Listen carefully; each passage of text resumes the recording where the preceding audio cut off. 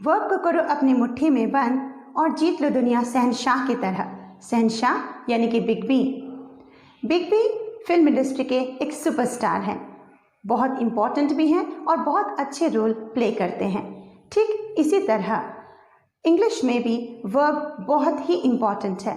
Without verb no sentence, no meaning. I am Jyoti ma'am, teacher of Excelia tutorial class. Welcome to your favorite channel, to your own channel, Excelia tutorial classes. लगभग 1 महीने बाद मैं ये video बनाकर आपके सामने आ रही हूँ।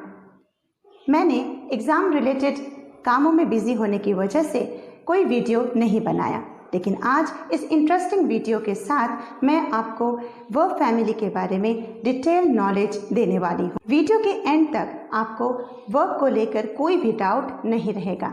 100% आपको सब कुछ समझ में ज़रूर आएगा। वीडियो के अंत तक आप बने रहें और बनाएं एक गहरा रिश्ता वर्ब की फैमिली के साथ। वर्ब के कॉन्सेप्ट को अगर हम क्लियरली ना समझें तो कभी भी इंग्लिश के आधार को हम मजबूत नहीं बना सकते। इंग्लिश के साथ बहुत सारे कॉन्सेप्ट जुड़े हैं, लेकिन अगर हम वर्ब को नहीं समझेंगे तो इंग्लिश को कभी नहीं सीख पाएंगे। तो चलिए शुरू करते हैं।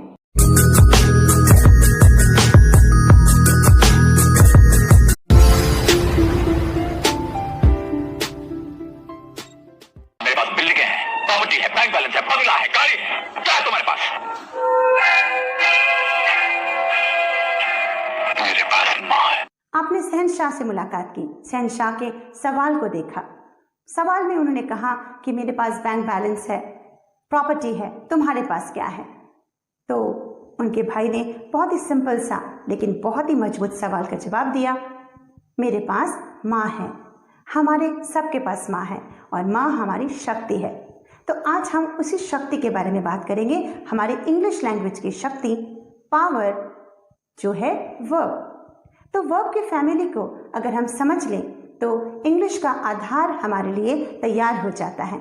इंग्लिश के बहुत सारे कैटेगरीज हैं, वॉइस, टेंस, नरेशन। इन सभी चीज़ों को समझने के पहले सबसे पहले हमें जानना ज़रूरी है वर्ब क्या होता है, वर्ब की फैमिली, वर्ब के टाइप्स। उसके बाद आता है वर्ब के next step, that's called voice, narration, tense and the other categories. So verb को आज हम अच्छे से समझ लेते हैं। सबसे पहले main verb, auxiliary verb, regular और इरेगुलर वर्ब, ट्रांजिटिव और इंट्रांजिटिव वर्ब और different forms of the verb. इन सभी चीज़ों के बारे में बहुत अच्छे से डिटेल में इंटरेस्टिंग तरीके से डिस्कस करेंगे। मेरा वादा है कि वीडियो के एंड तक आपका सारे डाउट वर्ब रिलेटेड सब मिट जाएंगे और कोई भी तरह का डाउट नहीं रहेगा। सब्सक्राइब करना ना भूलें, बेल नोटिफिकेशन प्रेस करना भी ना भूलें और एक लाइक तो बनता है। Verb. What is a verb? You have learned part of speech, verb, noun, pronoun, adjective and so on. And among them, verb is most important. Without noun or pronoun, we can form a sentence. But without verb, we cannot form a sentence. Not a single sentence can be formed. So, verb is most important. No verb, no sentence, no meaning.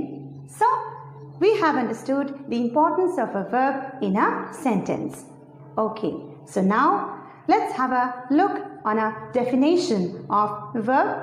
Verb is a word that informs us about the action of a subject or what is the situation or the state of a subject. It means we understand with the verb the action of the subject. Action. Action doesn't actually mean this. Actually, action means what we do. पूरे दिन हम ढेरों काम करते हैं और इन्हीं काम करने वाले शब्दों को हम जब इंग्लिश में वर्ड के रूप में लिखते हैं तो उसे वर्ब कहते हैं। It means action words are called verbs. Okay? So, now we have understood the definition of a verb, that what we do throughout the day, those actions, those works are called verb. But हम आज definition नहीं practically समझेंगे कि verb क्या होता है। हम सब जब सेंटेंस कहते हैं तो सेंटेंस में हम ये कह रहे होते कि हम क्या काम कर रहे हैं। तो बिना वर्ब के सेंटेंस नहीं बन सकता। तो हमने आज वर्ब की इंपॉर्टेंस को समझा। Now you have learned the importance of a verb in a sentence. हम वर्ब के अलग अलग कैटेगरी को समझते हैं। वर्ब दो तरह का होता है, main verb and auxiliary verb. There are two types of verb, main verb and auxiliary.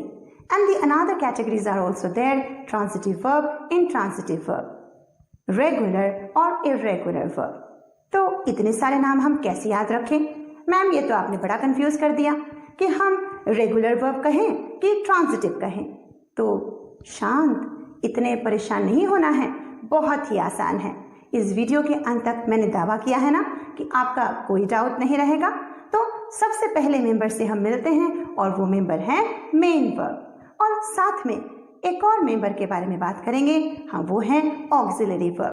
Verbs are of two main kinds, main verb or principal verb, helping verb or auxiliary verb. Main verb is the verb that can express an action without the help of any other verb. Sentence में main verb वो होता है जो sentence के subject के important action को express करता है। For example, I go to school. Go is the important action of the subject I. So, go is the main verb. But the another example here, or the another category, helping verb. Helping verb is the verb that helps the main verb to express important action in a different situation. For example, I am going to school. Go is the main verb and am is the auxiliary verb.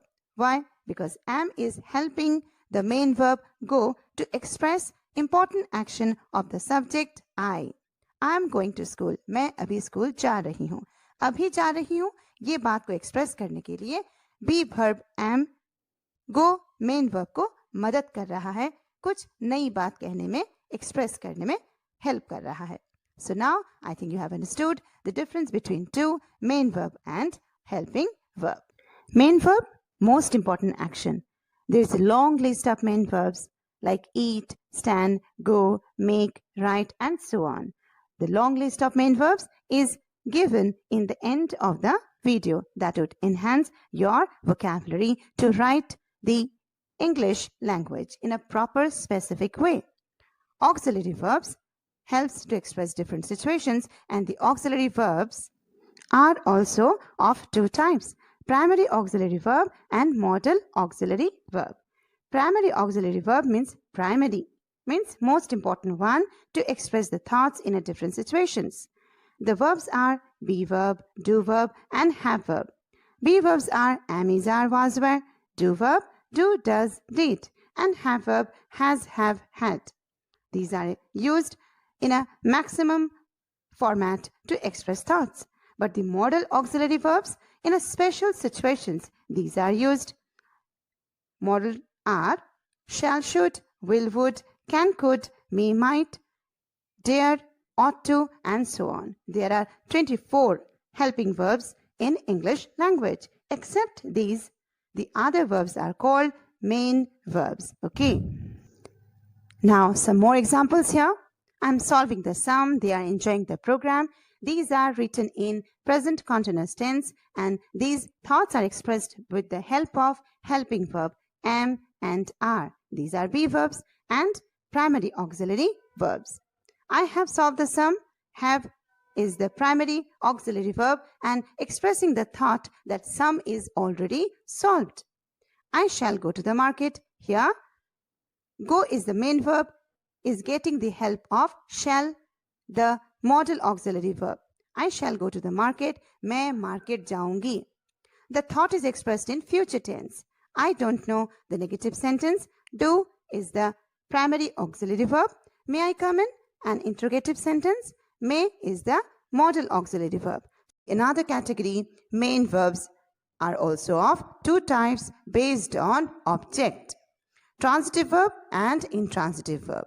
Transitive verb means the verb which has object. Here the verb is eat. We can question with this main verb. What do you eat? The answer is rice. If we have some object, that verb is called transitive verb. And if we don't have the object, the verb has no object, then that verb is called intransitive verb. For example, I go to school. If I question, what do you go? No answer we get. So the go verb has no object. So here we have understood that the no object intransitive verb. Now the another category we discuss now. Verbs are also of two types, regular and irregular. It is based on conjugation or the formation of three forms of verb. Okay, it depends on formation. Verb changes its form as per tense. Regular verbs follow same pattern and irregular verbs don't follow any fixed pattern. We cannot say that this character should be added. Any rule it can follow up. So let's have a look some more examples of regular verbs and irregular verbs, how they form and how they are helping to express different thoughts. So let's have a look. Now let's have a look some examples of verbs. First one, like, the base form. The main verb you can also say. Past form and past participle form both are same, liked, liked. And you can see also D, the character, is added to the past and the past participle form. Second example, jump. Here, past form and past participle forms are jumped, jumped. Both are same and they are conjugated by adding ed to past form and past participle. Third one, cry. Past form and past participles are cried, cried. Both are again same and these are formed by adding ied. So like that, regular verbs are formed by adding same letter to the past form and the past participle form. So these are quite easy to memorize and to understand and to remember that regular verbs means those verbs follow same pattern. Okay, so now you have understood the formation or the conjugation of regular verbs. Now let's have a look another slide that is all about irregular verbs. Now irregular verbs. Base form, put. Past form and past participles, same. Put, put. All are same. Another examples, cut, cut, cut. Cut, past form and past participle and also the base, same. Hit, hit, hit. All are same. Now the second one, go. Went, gone. Past form and past participle both are completely different. Third one, come. Came, come. Past and past participle form, came and come. Here you can see base form and past participle forms are same, not the past form. Fourth one, buy. Past form and past participles are same but not following any single letter or character that is added. Different format, bought, bought, B-O-U-G-S-T. The spelling is taken. So now you have understood not a single verb is following the same pattern. You can think that this format is followed. No, not a single fixed pattern is followed here. No particular character is also added to convert the forms of the verb. In the regular verb, you have seen ed, d, ied are added. But here, not a single character is added to convert. Okay? I hope you have understood the difference.